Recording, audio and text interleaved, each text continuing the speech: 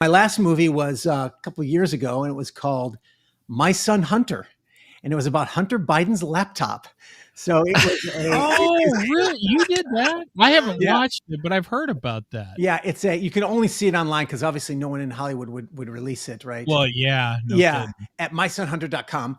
But it's about great thing about it is it's a political satire. So my goal in writing it was not to I didn't want to write some boring documentary because it was when the Hunter Biden laptop, it was middle of COVID, and it was still denied by most of the media except for conservative media.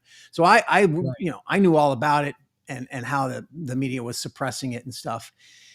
And the producers asked me to, they go, we want to do a movie on the Hunter Biden's laptop, but we don't know how to do it, And I said, let me think about it because it's a tough one because there's so much information, and it could be just this boring litany of information and things he did, and of course it's got a lot of good salacious Hollywood stuff like prostitutes and drugs, right? So it was a good mixture, but I didn't want it to be this sort of boring or whatever, or even just very political.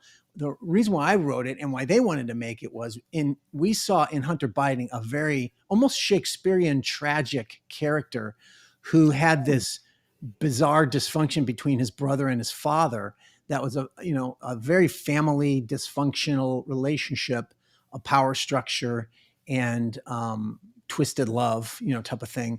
And so that to me was what was most interesting. Mm.